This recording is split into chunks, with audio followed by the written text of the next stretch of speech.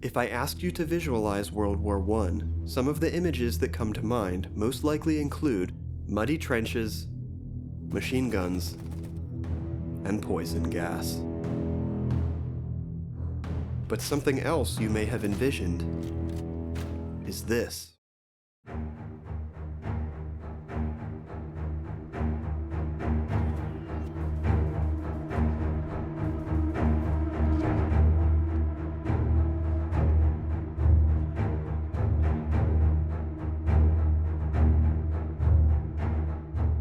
Barbed wire defenses scattered across the battered landscape is an iconic scene of the First World War. Barbed wire was used extensively as a defensive tool in trench warfare. In this video, I'll cover details about entanglements and obstacles used in the trenches of the Great War. Just wait until you find out what this is.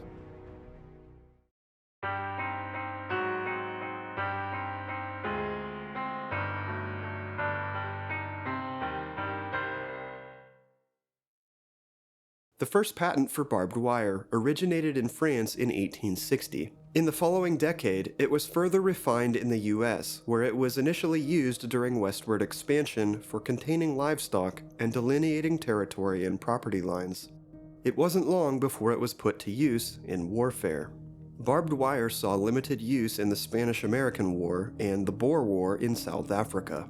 Its use expanded in the Russo-Japanese War of 1904-05. By the outbreak of World War I, improvements in industrial manufacturing meant wire could easily be mass-produced, making it an abundant resource for field fortification. Once the war bogged down in static trench warfare, wire became the single most important tool for defending trench lines. The primary purposes for barbed wire entanglements were protecting frontline positions from surprise attack, stopping or reducing the momentum of an attack, and holding or directing enemy movement under effective fire from the defenders. Barbed wire entanglements were placed a short distance beyond the frontline trench, usually within 20 to 40 yards. The entanglement itself would be about 12 to 24 feet from front to rear. This put the far edge just out of range if an enemy approached and attempted to throw grenades or other explosives over the wire into the fire trench. In addition to simple wire fences, there were different types of entanglements: low wire, high wire, and portable entanglements. Low wire entanglements were made by driving stakes into the ground at 6-foot intervals, leaving about 12 to 18 inches of the stake above ground. The wire was then semi-loosely strung, top to bottom, across, and diagonally between the stakes, looping and stapling the wire around each stake. Additional wire was loosely strewn throughout and over the finished web. This made a treacherous obstacle at about knee height. High wire entanglements used larger posts that protruded 4 to 6 feet above ground. The posts were arranged at irregular intervals, between 5 to 8 feet apart, at varying heights. Barbed wire was strung and fastened between posts, similarly to the low wire entanglements, with plenty of extra wire draped throughout with no fixed pattern.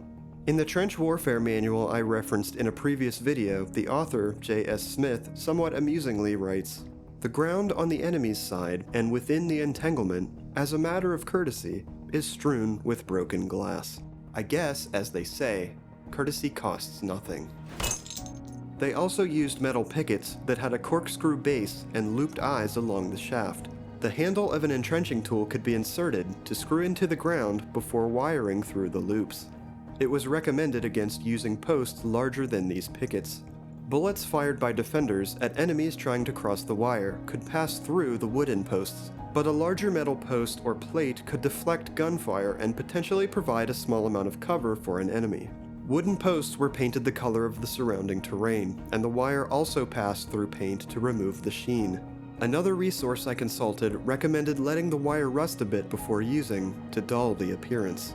Making the entanglements harder to see at a distance made it more likely to surprise the enemy upon approach. Ideally, entanglements were placed in areas that were less noticeable, such as behind the crest of a hill or in a shallow ditch.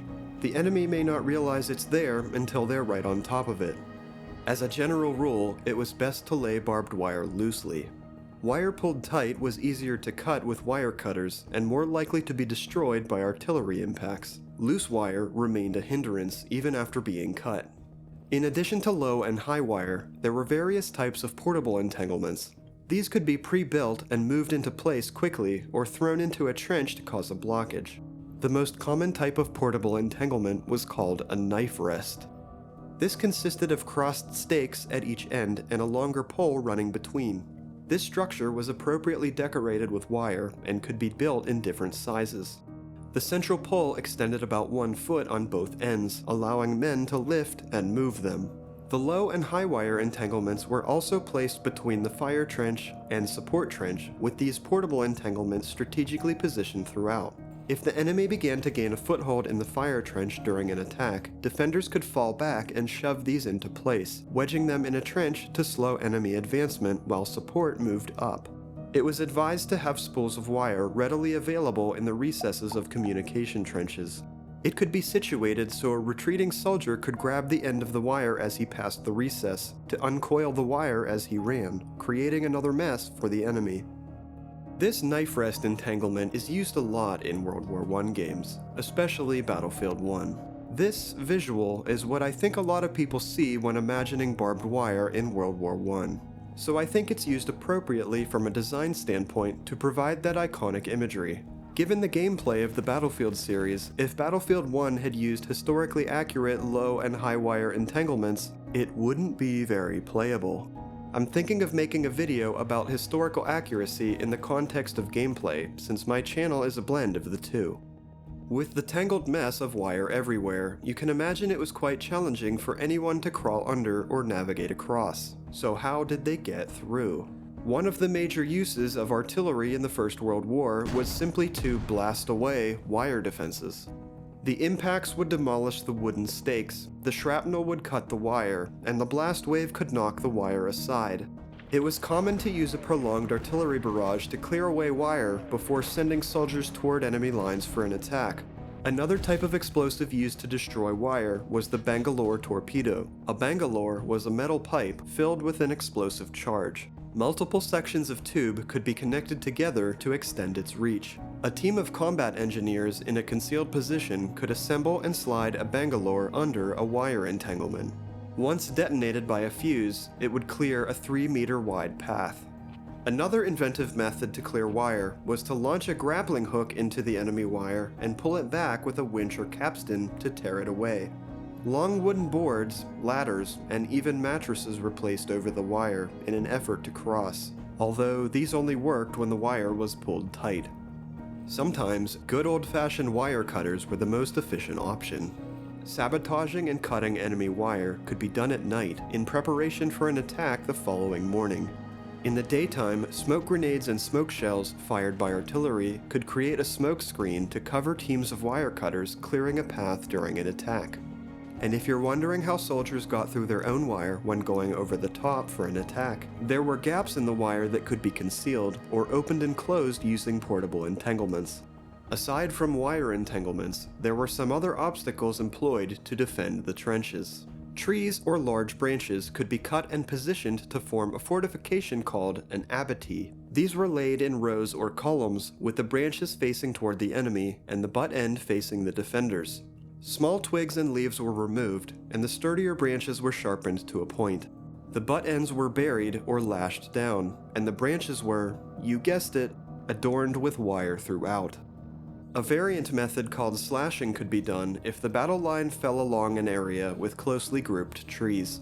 The trees were felled with the branches toward the enemy, but the trunk left partially attached to the stump.